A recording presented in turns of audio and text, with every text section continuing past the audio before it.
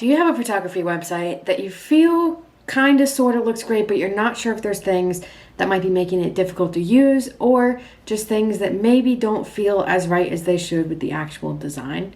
Well, I'm here to give you 5 quick things that you can do on your website to help with both of those things. And I promise you, these are changes that you can make within an hour on your site. So quick, easy things that can end up making a big difference in how people use your site and the impression they get from you before they even get on a call. Hey, I'm Jessie from Inkpot Creative, and we are a brand and web design studio that specializes in helping photographers just like you create online presences that not only look great, but also function really, really well. And in today's video, I'm gonna go over 5 quick things that you can update on your site to make it look better and also function in a way that's super helpful for your potential clients. So let's dive right in.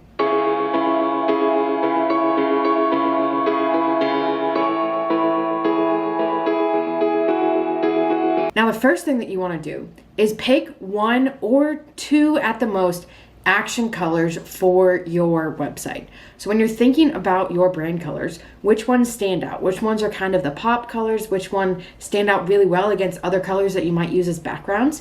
We want to use these as action colors, and we want to make it so that all of our buttons are one of those 2 colors. Now, what this does is when someone's scrolling through the page and they see that color, they instantly are like, okay, this is something that I can click on. This is an action that I can do. This is something that's going to bring me to a different page. So we want to create that repetition in the colors and what people can expect, and kind of make it so that when they see that color, they're already primed to know that they can click something and do something on the site. So the key here, 1 to 2 colors, that's what we want to kind of stick to. We say 2 because sometimes it just doesn't work on backgrounds. Maybe you have a lighter button and then you have a lighter background and it doesn't look great. But we want to try to keep it to 2 if we can, and create that repetition and recognition on the site. So let's see what this looks like on a real website.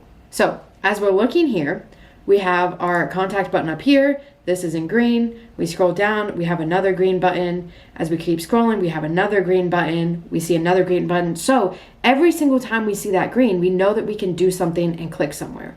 Now, does this mean you can't use this color anywhere else on your site? No, but it's really helpful to have these different action colors so that we can prime people like, okay, I see this, it's a button, this catches my eye. Even if I don't necessarily read what's on the button right off the bat, it's catching my attention, and I'm like, okay, now I know that I can go somewhere, I can click this, it's gonna bring me to a different page. The second thing that we wanna do is make sure that our navigation is clear and concise. So what I mean by this is that our top nav bar, when people first land on the site, or that bar that follows them, however you have it set up, we wanna make sure that that's not super overwhelming, and we don't have so many links there that it can almost create a decision fatigue of where do I actually go. So generally, we would say around 6 or 7 links in your nav bar is a really good number to stick to. And you can always put more links down in the footer, or just have the pages linked throughout the body copy of any of your pages. But that main nav bar, we want to keep relatively clean.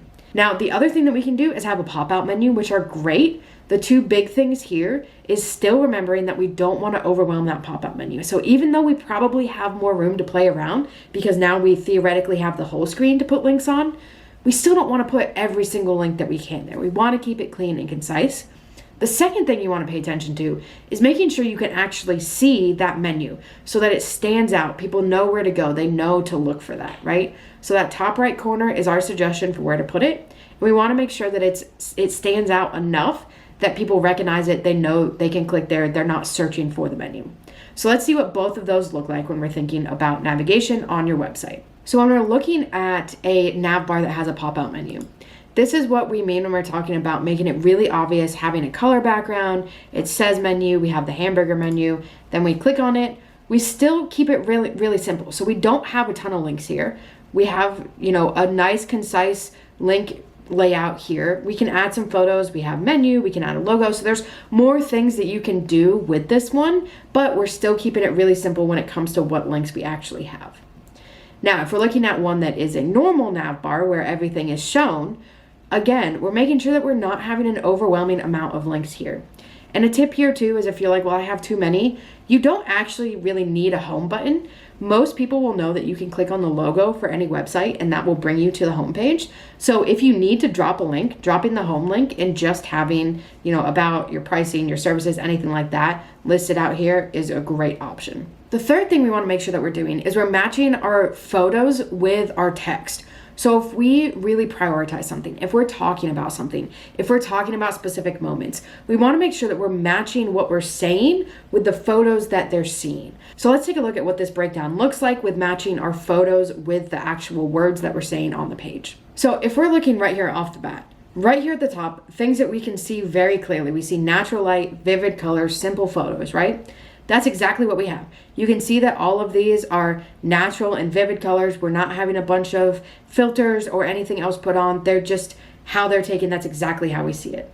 We can scroll down here. We still get that same natural, vivid color feel when we're looking at candid photos, like we're showing candid moments.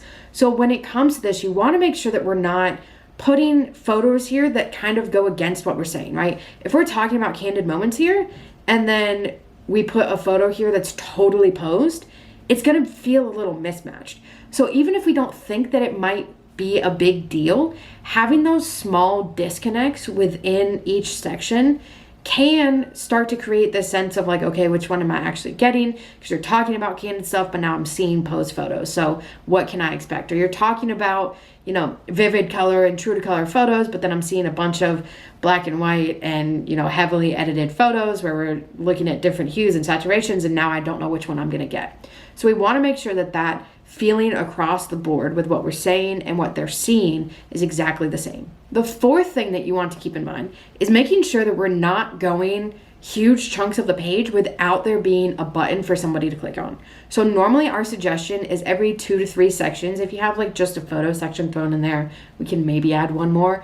But we want to make sure that they're not scrolling for a long time before they get some sort of action button. Now, this is for one of 2 reasons. One, we want to make it really easy for everyone to find where they want to go. And when they're ready to book, we want it to be really easy for them to just click and book. We don't want them to have to scroll down to the footer, scroll back up to the nav bar, anything like that. The other thing is that we want to encourage people to go to different pages in our site and continue to see everything. But if we're not actually giving them easy routes to do that, we're not making it easy for them, right? We're not making it super user friendly. So we want to be really clear. We want to have links to everything. If we're talking about services, we want to have links to contact us. If we're talking about ourselves, we want to have a link to our about page. We want to make it really simple for people to get to all of the different places that they might want to go. So let's take a look at what that actually looks like. So when we land on the page here, obviously we have the navigation up here, but then we have a button right off the bat when we are looking at the hero section. Then we're scrolling down, we get a little bit of the information, kind of going back and forth. We have another button here that they can click. We have all of the individual services. Each of them have their own button so that we can make sure that if they're like, oh yeah, couple session, that's exactly what I want, I can click and it's right there. We're not having to scroll up, scroll down, find a different button. As we keep scrolling, we have all these different pieces of text, everything that we need, testimonials, all of that stuff is here, but then we get another button. We're not going long periods of time without something to encourage us to go somewhere else, right? Then finally, we're ending it here with a button to contact us. So we don't have to go overboard. You don't have to have 4 million buttons. Every other sentence doesn't need to be a button, but we're making it readily accessible to get to the sections that they want to go to. Now, speaking of buttons and giving people easy options to get where we want to go, we want to make sure that every page ends with a CTA. So we never want a page to just end or have a dead end, except for our contact page. That's one page we can dead end there because generally we want to push people to our contact page. So that's the ultimate destination we want them to go. But all of your other pages should encourage people to go to a different page. This way, we're encouraging them to get to our final destination of the contact page, or encouraging them to look at our services or any other, links that we want on some of our different pages. But we never want it to just end and expect that they're going to go down to the footer or scroll back up or find the link that they want. We want to make it, again, really easy for them to get exactly where we want them to go. So let's look at what that can actually look like. So when we're looking here, if we have all the content on the page, we keep scrolling, we get down to the bottom, we have a CTA, brings us to our inquire page. If we look at any of these other pages, we go down to the bottom, again, we have a CTA right here. We can look at the portfolio.